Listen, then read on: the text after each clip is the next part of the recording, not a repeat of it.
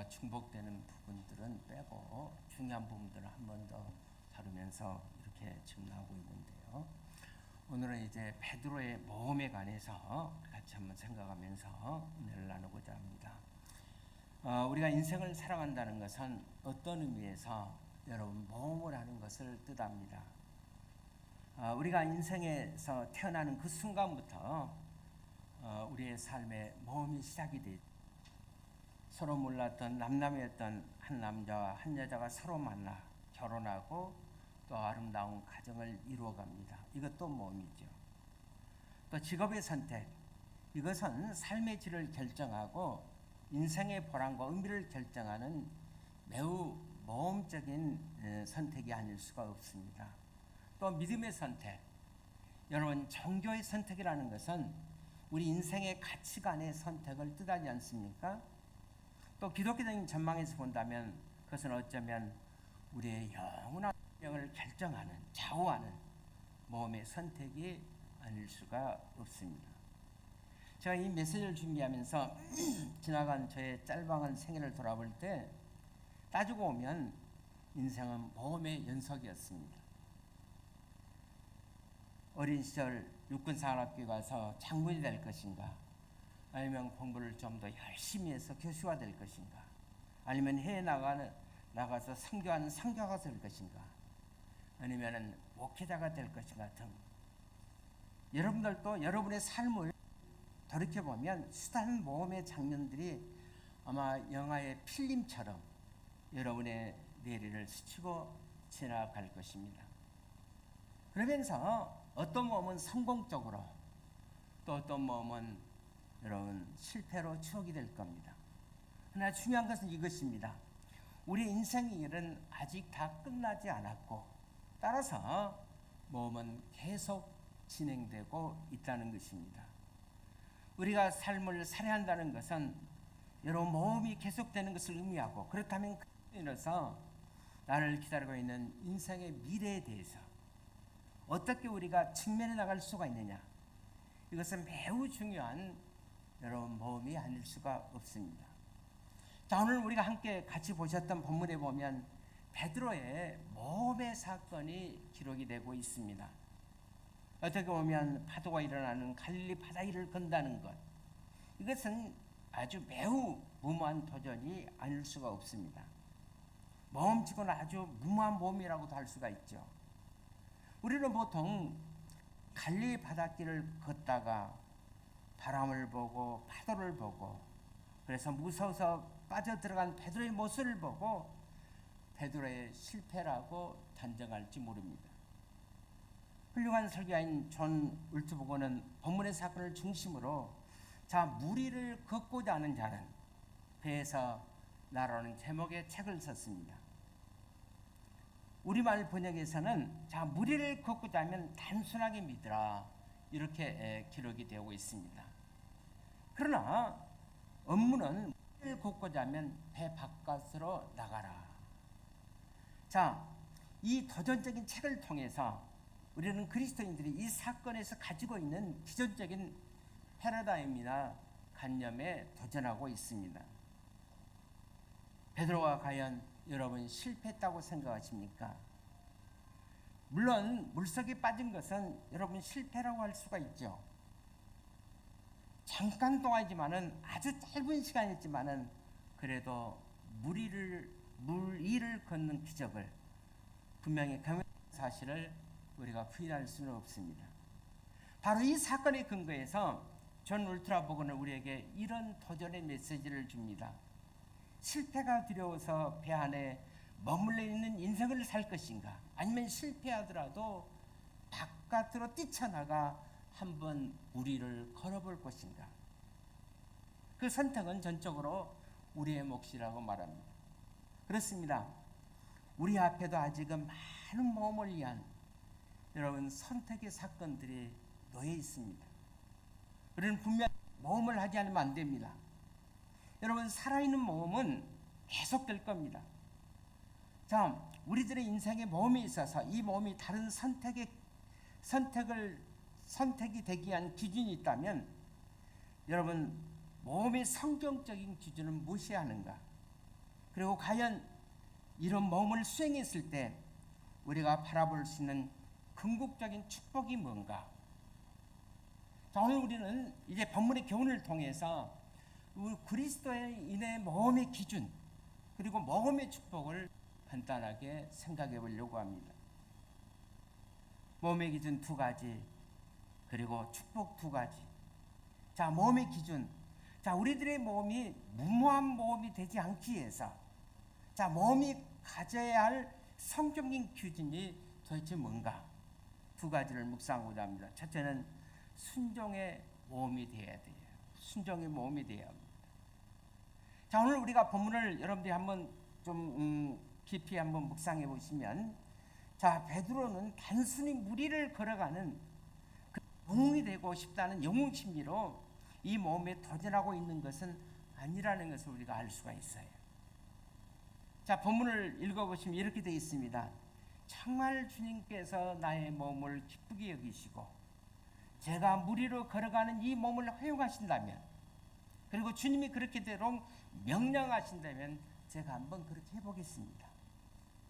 여러분, 베드로의 얘기는 그런 식으로 이제 오늘 성경에서 전개가 됩니다.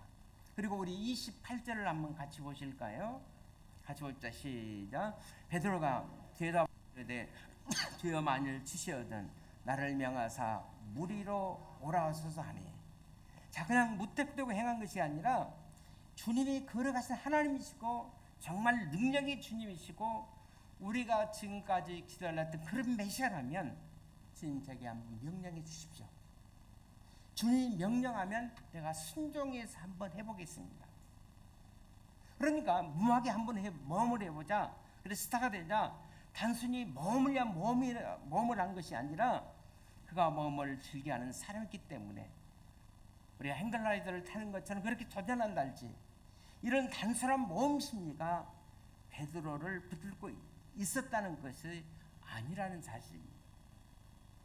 자, 주께서 제가 무리를 걷는 것을 정말 기뻐하시고 주께서 그렇게 명령하신다면 제가 그 말씀 앞에 한번 순종해 보겠습니다. 이것이 바로 오늘 성경에 나와 있는 베드로의 마음이었어요. 여러분, 기독교 선교 역사를 한번 생각해 보십시오.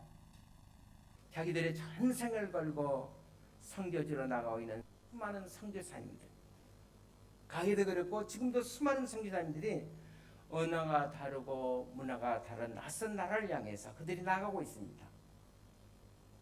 대단한 모험이 아닐 수가 없습니다. 왜 그런 모험을 하십니까? 낯익은 장소를 또 나에게 익숙한 언어를 떠나서 그렇게 해야 하는, 여러분, 모험의 이유가 뭐냐고 묻는다면 지나간 날의 선교사님들, 그리고 지금도 선교지를 향해서 나가는 선교사님들은 여러분과 저에게 뭐라고 대답하실 것 같습니까? 아마 대부분 선교사님들이 일치된 하나의 그 단어, 대답이 있다면 이런 걸 거예요. 소명 때문입니다. 그렇습니다. 소명 때문에 주님의 나를 부르셨기 때문입니다. 그래서 그 부르심에 순종하게 한 것입니다. 이것이 바로 여러분 그리스도인의 모험의 근거라고 할 수가 있습니다. 주님이 명령하신다면, 주님이 저를 부르신다면 한번 제가 순종하고 있습니다. 그 명령, 그 음성을 들었기 때문에 그래서 나 가야 한다고 그래서 그들은 지금도 계속해서 어렵지만은 선교지를 향해서 나가고 있는 것입니다. 스위스에서 좋은 책들을 저술하면서 전 세계 그리스도인들에게 큰 영향을 끼친 우리 시대의 이 상남자 가운데 의사였고 상담자였던 폴 트리에라는 분이 계십니다. 자, 이분이 쓴 책 가운데 모험으로 사는 인생이라는 화면에 나와 있죠. 책이 있습니다. 자, 이 책에서 폴 트리에는 자, 성경의 하나님은 어떤 하나님인가? 모험의 하나님이시다. 성경의 하나님은 모험의 하나님이다. 그렇게 정의하고 있습니다. 그가 인간을 처음 창조했을 때 인간에게 자유로운 의지를 주시니 그 자유로운 의지의 선택을 따라서 모험을 떠나는 것은 하나님은 보고 싶어 하신다. 하나님은 우리의 모험을 주목하시면서 우리의 몸이 정당한 가치 있는 몸이 될 때 몸하는 우리를 향해서 술을 치시며 그리고 우리를 도와주시는 하나님이라고 말합니다. 그렇다면 저와 여러분의 몸의 선택, 이 선택이 후회 없는 선택이 되기 위해서 우리가 반드시 몸을 떠나기 전에 우리의 마음속에 확인해야 할 것이 있습니다. 이 몸에 과연 주님의 인도하심이 있는가? 주님의 나를 향한 명령이 있는가라는 것입니다. 자, 베드로가 그것을 확인하고 떠났을까요? 확인하고 물에 뛰어드는 이 몸을 여러분 시작했다고 생각합니까? 그렇습니다. 29절을 다시 한번 여러분들이 볼 수 있기를 바랍니다. 같이 봅시다. 시작. 오라 하시니 베드로가 배에서 내려 우리로 걸어서 예수께로 가되. 자, 먼저 성경은 어떻게 시작하고 있어요? 오라라는 단어로 시작합니다. 주님은 그래 내게로 오라. 주님은 지금 물 위에 서 계신 채로 배 안에 있는 베드로를 향해서 내게로 오라고 지금 말씀하십니다. 오라 coming. 히브리어로 에이테라는 단어, 이 오라는 단어가 쓰여지고 있습니다. 바로 그는 이 명령을 받고 이제 마음속에 베드로는 뛰어든 겁니다. 그렇습니다. 여러분, 베드로의 모험은 절대 만영의 모험이 아니라 주님의 말씀에 근거한 순종의 모험이었어요. 그렇다면 사랑하는 여러분, 우리의 남은 생애를 걸고 우리가 도전해야 하는 여러 가지 인생의 모험들, 그리고 이 모험에 도전하기 앞서서 우리가 물어야 합니다. 거기에 주님의 인도가 있는가? 나를 향한 주님의 명령이 있는가? 이 모험이 성령의 인도하심에 대한 순종의 모험이라고 고백할 수가 있는가? 첫째로 확인해야 할 모험 뭐예요? 순종의 모험이어야 합니다. 자, 두 번째 기준이 있다면, 자, 우리의 모험에 성경적인 기준이 있다면 두 번째는 믿음의 모험이 돼야 돼요. 자, 그리스도인들의 모험은 철저하게 여러분 주님을 신뢰하는 뭐에서부터? 믿음에서부터 출발하는 겁니다. 여러분 히브리서 11장 기억하시죠? 우리가 히브리서 11장을 가르쳐서 어떤 장이라고 그럽니까? 믿음의 장이라고 말합니다. 여러분 히브리서 11장을 여러분들이 자세히 살펴보면, 자, 다른 별명이 하나 있는데 저는 믿음의 장인과 동시에 모험의 장이다, 저는 그렇게 생각합니다. 믿음의 장이면서 동시에 모험의 장이에요. 여러분, 하늘에 비가 올 것 같은 아무런 징조도 사인이 없는데도 하나님께서 노아에게 명령, 방주를 지으라. 그래서 노아는 믿음으로 방주를 지었습니다. 이거는 뭘 의미합니까? 자기 모든 것을 내버리고 온 가족이 매달려서 비가 오지 않는 아주 멀쩡한 하늘에서 이 거대한 배를 지는 몸에 도전하고 있는 여러분 노아의 모습을 상상해 보시길 바랍니다. 이건 모험이에요. 여러분, 창세기 나오는 아브라함을 생각해 보십시오. 아무런 사전 어떤 지식도 정보도 인포메이션도 없는 낯선 땅으로 떠나라는 하나님 말씀 앞에 아브라함은 모험을 시작합니다. 여기 익숙한 장소, 익숙한 고향, 여기 갈대우를 떠나서 내가 지시하는 한 땅으로 가라고. 그래서 그 말씀에 순종해서 아브라함은 어떻습니까? 모험을 시작합니다. 그런데 성경은 믿음으로 떠났다. 역시 여러분 아브라함에게 믿음의 모험이었어요. 여러분 모세를 생각해 보십시오. 훈련된 군인도 없고 무기도 없고 군사 지식도 없는 모세가 수많은 적들이 대치하고 있는 그런 광야를 통해서 학자들에 의해서는 약간 이때 애굽에서 나간 이스라엘 백성들이 한 200만쯤 된다고 그러죠. 이 거대한 백성 무리를 이끌고 가나안 땅을 향해서 떠나는 광야의 여정은 여러분 모험이 아닐 수가 없어요. 성경은 믿음으로 모세는 떠났다 그렇게 말씀합니다. 여러분 성경 계속해서 이 히브리서 11장을 통해서 나이는 믿음의 사람들, 믿음으로 노아, 믿음으로 아브라함은, 여러분 믿음으로 모세는 그래서 계속 믿음이라는 단어가 등장합니다. by faith, 믿음으로 그들이 떠났다고 그렇게 말합니다. 뭘 믿었다는 말, 도대체 뭘 믿었다는 말입니까? 그들은 철저하게 하나님을 믿은 거예요. 그들을 향해서 말씀하시는, 그들을 향해 부리고 있는 하나님의 말씀을 믿은 겁니다. 하나님이 그들에게 주셨던 그 말씀을 그들은 굳게 믿었습니다. 자, 오늘 본문에 등장하는 다시 베드로. 저는 베드로도 마찬가지로 생각합니다. 자, 주님께서 어떻게 얘기합니까? 오라 그랬더니 베드로는 그 말씀을 믿었어요. 주님의 말씀의 권위를 믿고 신뢰했습니다. 여러분, 주님이 오라고 그럴 때는 어떤 대책이 있겠지. 그래서 베드로는 배 안에서 배 밖으로 풍랑이 일어는 바다 위로 걷기 시작한 겁니다. 주님이 오라고 하실 때는 어떤 분명한 대책이 있겠지. 그래서 베드로는 주님을 믿고 간 거예요. 이런 베드로의 믿음은 부분적으로는 성공했고, 또 가다가 베드로가 풍랑 보고 바람 보고 어떻습니까? 또 물속에 빠져들어갔잖아요. 이 베드로의 믿음은 부분적으로 성공했고, 저는 부분적으로는 실패했다고 생각합니다. 조금 갔으니까 성공이고, 그러나 또 빠져들어갔어요. 실패라고도 할 수가 있어요. 바람을 보고 파도를 보고 무서운 나머지 일종의 베드로의 실패라고 할 수 있는, 여러분 30절을 한번 우리 같이 한번 보실까요? 한번 같이 봅시다. 시작. 바람을 보고 무서워 빠져가는지라 소리질러 이르되 주여 나를 구원하소서하니. 주님 나를 구원해 주소서. 지금 물속으로 빠져들어갔다고 그랬습니다. 바람을 보고 그 바람을 의식하고 거센 파도를 의식하는 순간, 순간적으로 믿음을 상실하고 그는 물속에 빠져들어갔어요. 그리고 그는 실패를 경험합니다. 여러분, 이 실패를 여러분 완전한 실패라고 말할 수가 있습니까? 저는 오히려 그렇게 생각하지 않습니다.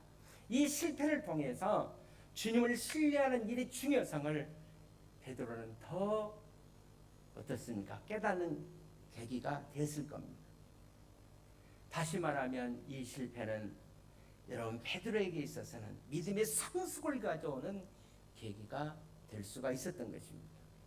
그래서 흥미로운 사실은 31절에 주 물속에 빠져들어가는 베드로를 건져내시면서 하시는 말씀이 참 흥미로워요. 한번 보시길 바랍니다. 아마도 이렇게 말했을 것 같아요. 베드로야, 너 참 믿음이 없구나. 그런데 주님은 그렇게 말하지 않았어요. 여러분 자세히 한번 읽어보시길 바랍니다. 31절에 어떻게 말씀하고 있죠? 같이 봅시다. 시작. 예수께서 즉시 손을 내밀어 그를 붙잡으시며 이르시되 믿음이 작은 자여 예 의심. 믿음이 없다 그렇게 말씀하지 않았어요. 뭐라고 했어요? 믿음이 작은 자여. 주님이 원하는 정도의 믿음이 아니었다는 거예요. 믿음이 없다면 아예 여러분 배 밖에 나가서 물 위로 걸을 생각을 하지도 못했을 겁니다. 분명히 그에게는 믿음이 있기는 있었어요. 그러나 그의 믿음은 계속해서 주님을 신뢰할 만큼 큰 아주 충분한 그런 믿음은 아니었던 것입니다. 그래서 그는 물속에 빠져들어갑니다. 이런 경우를 가르쳐서 우리 믿음의 신앙의 선배들은 신앙 속에 불신앙이라는 말을 썼습니다. 여러분, 신앙 속의 불신앙,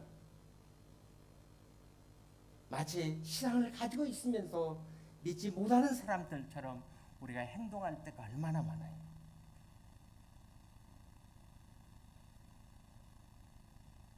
그리고 어떤 장소에서 어떤 사건에서는 마치 신앙임에도 불구하고 불신앙처럼 행동할 때가 얼마나 많습니까?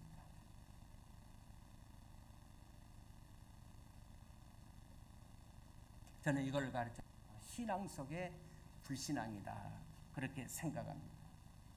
그러나 여러분 이것은 완전한 실패는 아니에요. 이거를 통해서 계속 주님을 바라보았더라면 얼마나 좋았을까 여러분 깨달았을 것입니다. 그리고 마침내 다시 일어섭니다. 그것은 오히려 믿음의 교훈을 받는 그에게 놀라운 계기가 되었어요.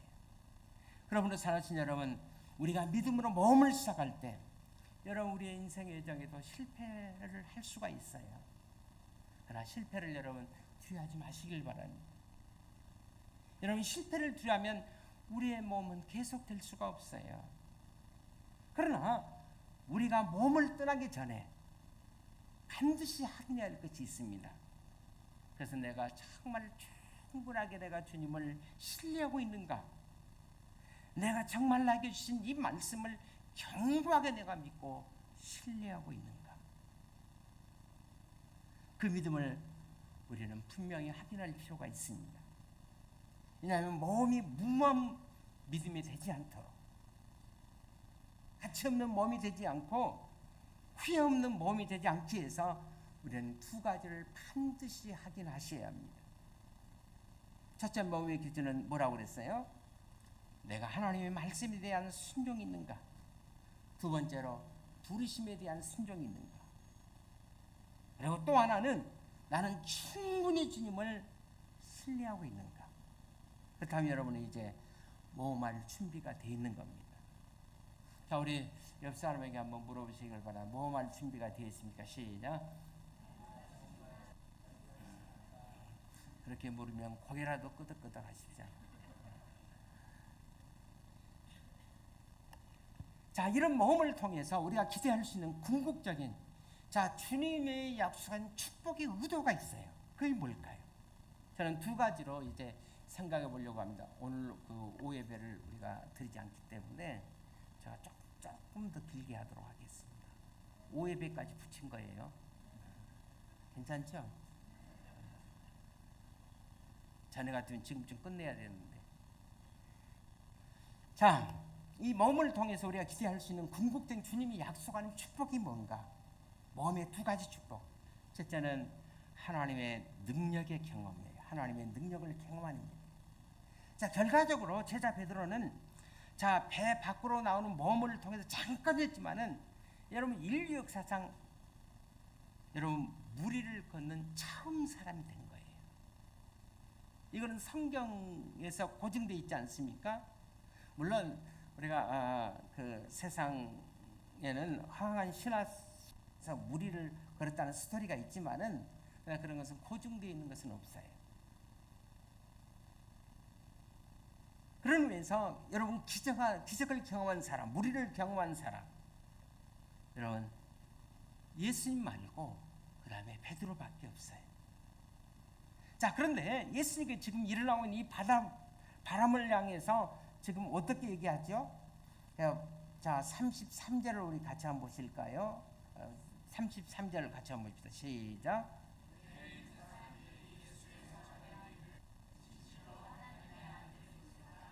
네. 자, 예수님께서 풍랑이는 바다를 향해서 바람아 잠잠하라 그랬더니 바람이 그 윗절에 보면 잠잠이 됐어요. 그랬더니 배 있는 사람들이 성경에 보니까 33절에 어떻게 예수께 절함이 이르되 진실로 당신은 하나님의 뭐예요? 아들입니다. 여러분 여기서 절했다는 것은 한국의 문화 중에 콘텐츠 본 부모님이나 어른들을 향해 절하는 그런 의미가 아니라 예배, 월십입니다. 월십, 경. 그러니까 이스라엘 백성에 있어서는 경배는 여러분 하나님 한 분밖에 나지 않아요. 그런데 이 사건을 경험한 베드로와 다른 제자들은 일제히 예수님을 향해서 뭐예요? 경배했다. 그렇게 말합니다. 뭐라고 고백했습니까? 경배하면서 당신은 하나님의 아들이십니다. 당신은 진실로 하나님의 아들이십니다라고 고백한 겁니다. 자, 이것은 바로 그들이 하나님의 신성을 체험했기 때문에 혹은 주님의 능력을 체험할 수 있었기 때문입니다. 자, 그렇다면 그는 베드로가 모험을 선택하지 않았다면 여러분 어떻게 이 축복을 누릴 수가 있었겠어요? 하나님의 능력을 경험하는 것. 그래서 우리가 어떤 집회, 간증 집회 같은 데 가오면 특히 선교사님들이 간증 집회를 할 때 그 집회에 참여해 보면 많은 기적들의 얘기를 하십니다. 기적을 간증하는 선교사님들의 그 얘기를 듣다가 문득 이런 생각이 들 때가 있어요. 성경의 하나님과 내가 섬기는 하나님 똑같은 하나님인데 왜 선교사님들의 삶 속에 저렇게 기적이 많이 일어나고 간증이 많은데 내 삶 속에는 저런 기적이 없을까? 선교사님 믿는 하나님이나 내가 믿는 하나님은 똑같은 하나님인데 왜 나에게는 저런 동일한 기적이 없을까? 혹시 여러분 그렇게 생각해 보지 않았습니까? 여러분 그 이유가 뭐라고 생각하십니까? 이것은 몸을 선택한 사람들에 대한 하나님의 축복. 이것은 성경적인 몸을 선택한 사람들에 대해서 하나님께서 약속한 축복이기 때문에 그렇습니다. 그렇다면 여러분 축복을 원하신다면 여러분 성경적인 몸을 한번 개개해 보시길 바랍니다. 그리고 순종의 몸을 한번 결단해 보십시오. 그리고 믿음의 몸을 떠나십시오. 내 인생의 삶에서 나와 함께 하시는 하나님의 기적을 우리도 체험해 갈 줄로 믿습니다. 첫 번째 우리에게 주는 축복은 하나님의 능력을 경험하는 축복. 또 하나의 축복이 있어요. 그것은 하나님의 임재의 경험이라는 축복입니다. 임재의 축복. 자, 하나님의 능력을 경험하는 것도 이대한 체험이지만은 여러분 하나님의 임재, 그분이 정말 나와 함께 하시는 것, 내 인생에 그분이 정말 개입하시고 나와 더불어 함께 하시는 것을 체험하는 것을 보여주는 것. 여러분 이런 하나님의 임재를 여러분들이 경험하고 싶지 않으십니까? 자, 오늘 우리는 본문의 사건을 좀 더 실감 있게 이해하기 위해서 오늘 본문과 똑같은 내용을 다루고 있는 마가복음 6장 48절을 한번 화면에 보시기를 바랍니다. 시작. 바람이 거스름으로 제자들이 힘겹게 노젓는 것을 보시고 밤 사경쯤에 바다 위로 걸어서 그들에게 오사.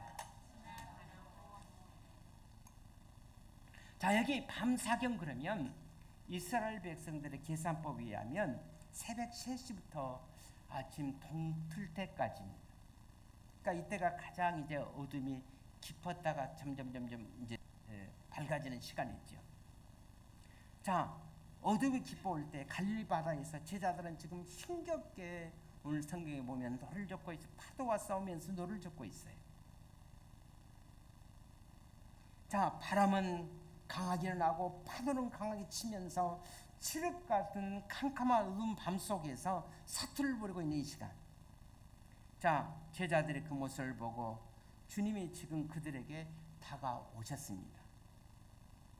그리고 성경은 말하기를 자, 그들에게 오사 어떻게 했다고 그랬어요? 지나가려고 하심에 그랬어요. 그들에게 오사 지나가려고 하심에 그랬어요.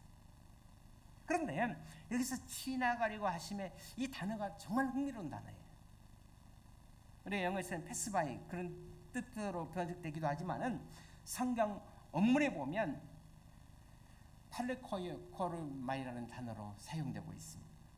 이 단어의 뜻은 뭐냐면 그냥 모른 척하고 지나가는 것이 아니라 어떤 의도를 가지고 나를 봐주기를 바라면서 내가 사람에게 전할 어떤 메시지가 있어서 어떤 뭔가 도움을 주기를 축복을 가지고 어떤 의도를 가지고 지나가는 행동을 뜻할 때 쓰여지는 단어입니다. 지금 사투를 벌이면서 공포와 어둠과 사투를 하고 있는 제자들의 곁에 오셔서 지나가시려 하던 중. 이 말은 무슨 얘기냐면 뭐에 지금 내가 와서 나 좀 봐. 날 좀 무지해. 내가 너를 도와줄 거야. 바로 그 순간 베드로가 제자 중에서 제일 반응이 빠른 베드로가 주님이시군요. 어떻게 무리를 거리십니까? 저한테도 그러면 한번 명령해 주십시오. 제가 그러면 주님 앞으로 가겠습니다. 이때 베드로의 반응이 여기서 나온 거예요. 그 반응을 보고 주님이 여러분 좋아하셨을 것 같아요? 좋아 안 하셨을 것 같아요? 저는 좋아하실 거라고 믿습니다. 그분이 그런 의도를 가지고 지금 제자들과 교감하고 제자들을 도와주기 위해서 오셨다면 여러분 이들의 반응 앞에 주님은 충분히 저는 기뻐하시리라고 믿습니다. 드디어 주님이 제자들 곁에 오십니다. 그럼 본문 속에 포함되는 말씀인데 마태복음 14장 27절에 주님께서 뭐라고 얘기하시죠? 주께서 즉시 이르시되 그다음 뭐예요? 안심하라. 나니 두려워하지 말라. 나니 두려워하지 말라. 나야 두려워하지 말라. 또 이 난이라는 단어가 굉장히 재밌는 단어예요. 우리가 영어로 보면 난이라는 I am이라는 뜻 아닙니까? 그런데 히브리에서는 이 단어가 에고 에임이라는 뜻이에요. 그냥 나야 나 그런 단어가 아니에요. 이것은 하나님께서 자신을 표현하려고 할 때, 자신을 나타내려고 할 때 쓰여진 단어가 바로 나야, 맨이라는 단어예요. 에고 에임이라는 단어예요. 그래서 여러분 구약에 보면 하나님 이름이 뭡니까? 모세가 하나님 이름이 하나님 당신 도대체 누구십니까? 이때 하나님께서 자신에 대해서 말하기를 나는 스스로 있어서 있는 자이다. I am that I am. I am what I am. 하나님 자신을 나타내는 단어입니다. 지금 제자들은 두려워하고 있어요. 그 제자 앞에 주님이 나타났어요. 그리고 말씀합니다. 두려워하지 마라. 나야. 바꿔서 말하면 나 하나님이야. 여러분 전능하신 하나님께서 이 황당한 상황 속에 공포와 절망과 불안 속에 있는 들 앞에 지금 하나님이 등장하신 겁니다. 그리고 그분이 말씀하기를 나야, 나 하나님이야. 그리고 제자 베드로가 바람을 의식하고 이제 다시 물속에 빠들자 31절에 예수님께서 어떻게 행동하시죠? 31절 우리 한번 같이 보십시다. 시작. 예수께서 즉시 손을 내밀어 그를 붙잡으시며 이르시되 믿음이 작은 자여 왜 의심하냐 하시고, 자 다시 물을 걷다가 빠져 들어가는 베드로를 향해서 즉시 손을 내밀면서 그를 붙잡으면서 어떻게 말씀합니까? 자, 그때 주님에 의해서 제자 베드로가 공포에 들렸다가 붙잡히는 장면. 그때 주님이 손을 잡아주는 그 주님의 손을 느끼면서, 여러분 그 손은 능력의 손이고 권능의 손이고 아마 평생 동안 베드로는 이때 주님께서 자기를 향해 붙잡는 그 손을 잊어버릴 수가 없었을 겁니다. 그렇다면 여러분, 저와 여러분의 인생 속에 있어 우리가 공포 속에 빠져들 때, 우리가 인생의 방향을 잃어버릴 때, 그리고 마음속에서 우리의 삶이 표류하고 있을 때, 그러나 우리가 주님을 불렀더니 내게 다가오시는 주님, 그리고 베드로의 손을 잡아주신 것처럼 내 손을 잡아주시는 주님, 그러면서 너 혼자가 아니야, 나야. 여러분 그분이 우리의 이렇게 손을 잡아주신다면 그런 뭐가 걱정이겠습니까? 저는 인생의 어떤 바람도 어떤 파도도 저는 이겨낼 수 있다고 믿습니다. 1990년대 미국의 그 시카고의 필그림 교회에서 찬양 사역을 하셨던 토미 돌씨라는 분이 있습니다. 이분의 아내가 이제 임신 이제 9개월 거의 만삭 어린아이가 출생할 때가 이제 됐어요. 그 시점에 미리 그 찬양 집회가 약속되어 있기 때문에 그래서 찬양 집회를 떠났습니다. 그래서 급하면 전화하면 내가 바로 정리하고 달려오겠다고. 그리고 이제 집회를 떠났어요. 그리고 집회 거의 마무리하는 시간에 쪽지가 왔어요. 그 쪽지가 어떤 쪽지냐면 아내가 출산하는 가운데 이도하다는 쪽지입니다. 그래서 서둘러 집회를 마치고 집으로 돌아갔어요. 돌아가더니 아내가 출산하다가 그만 죽고 말았어요. 세상을 떠났습니다. 그래서 출산한 아기도 사산대에서 죽어서 나왔어요. 태어났어요. 그러니까 아내와 아기를 잃어버린 비극을 경험하고 그는 한마디 이런 비명을 칠 수밖에 없었어요. 예, 하나님, 내가 하나님의 말씀을 증가하기 위해서 사람들에게 찬양으로 영광을 돌리기 위해서 내가 찬양 집회를 하고 있는데 어떻게 나에게 이런 일이 있을 수가 있습니다. 그는 교회 나가는 것을 잠시 중단했습니다. 깊은 의식 속에 빠져서 이제는 교회 나가는 것도 포기할 그런 지경이 되었어요. 나중에는 너무 고통스러워서 정신과 치료까지 받게 됐다. 그리고 그를 위해서 친구를 위해서 열심히 기도했던 초등학교 교사인 친구가 있었는데, 초등학교 교사였는데 억지로 어느 날 이 친구를 데리고 자기가 근무하는 학교로 데리고 왔어요. 그리고 자기가 근무하는 학교 겨울이었는데 학생들이 다 빠져나간 그 교정에 학교에서 교무실에 앉아있는 이 친구가 자 흰으로 덮여 있는 교정을 바라보기 시작합니다.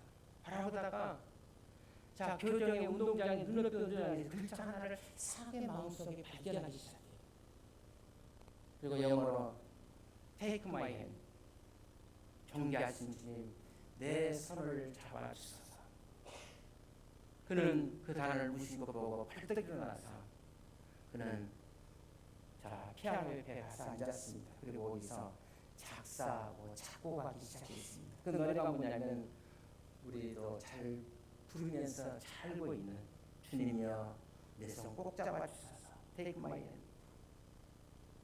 약하고 피곤한 이 몸을 폭풍함 속에 지사 빛으로 손잡고 난이도 하소서. 인생이 힘들고 고난이 겹칠 때 주님이여 나를 도와주소서. 애치는 이 소리에 기울이사 손잡고 나를 인도하소서. 그날 그는 주님이 자기 손을 잡아주신 것을 그는 경험합니다.